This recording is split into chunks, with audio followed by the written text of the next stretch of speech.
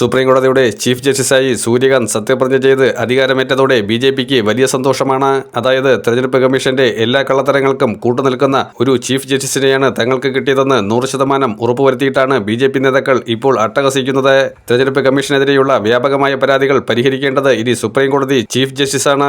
എന്നാൽ ഈ പരാതികളൊന്നും തന്നെ താൽക്കാലികമായി പരിഗണിക്കാൻ കഴിയില്ല. അതിനേക്കാൾ പ്രാധാന്യമുള്ള മറ്റു പല കാര്യങ്ങളുമുണ്ട് എന്നാണ് ചീഫ് ജസ്റ്റിസ് ഇപ്പോൾ വിശദീകരിക്കുന്നത്. നേരത്തെ തന്നെ റിപ്പോർട്ടുകൾ വന്നത് കൃത്യമായി പറഞ്ഞാൽ അത് ഇന്ത്യ മുന്നണിക്ക് ഗുണകരമാകില്ല. ജുഡീഷ്യൽ സംവിധാനത്തെ വരിഞ്ഞു മുറുക്കുന്ന രീതിയിലുള്ള പല തോന്നിയവാസങ്ങളും ബി.ജെ.പി സർക്കാർ നടപ്പിലാക്കിക്കൊണ്ടിരിക്കുകയാണ് എന്ന് വ്യക്തമായിരിക്കുന്നു.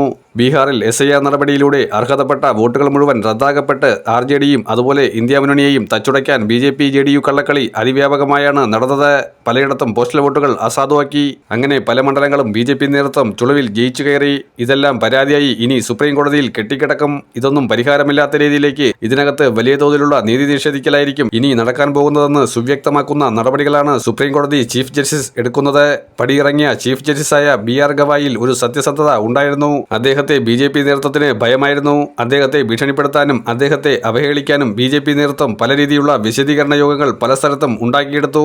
സുപ്രീം കോടതിയെ ഏറ്റവും മോശമായി അവഹേളിച്ച ചാനലിലെ ഒരു വ്യക്തിയാണ് അർണബ് ഗോസ്വാമി. സുപ്രീം കോടതി BJP നേതൃത്വത്തിന്റെയും കേന്ദ്ര നേതൃത്വത്തിന്റെയും ആജ്ഞകൾ അനുസരിച്ചില്ലെങ്കിൽ നിങ്ങൾ പടിയിറങ്ങിപ്പോകൂ എന്നാണ് പറഞ്ഞത്. കോടതി അലക്ഷ്യ കേസ് അർണബ് ഗോസ്വാമിക്കെതിരെ എടുക്കേണ്ടതാണ്. എന്നാൽ എടുക്കില്ല.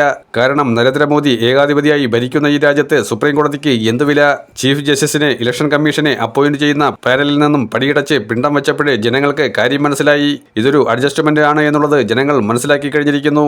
ഇപ്പോഴിതാ ഒന്നുകൂടി ഊട്ടിയുറപ്പിക്കുന്ന തരത്തിൽ സുപ്രീം കോടതിയുടെ എല്ലാ രീതിയിലുള്ള കേസ് പരിഗണനാ ലിസ്റ്റുകളും BJP നേതൃത്വത്തിന്റെ പൂർണ്ണ സമ്മതത്തോടുകൂടി പരിഗണിക്കുന്ന ഒരു സ്ഥിതിയിലേക്കായി. അത്തരത്തിൽ പരിപൂർണമായി സുപ്രീം കോടതി അധപ്പതിച്ചിരിക്കുകയാണ് എന്നാണ് പ്രതിപക്ഷം ആരോപിക്കുന്നത്.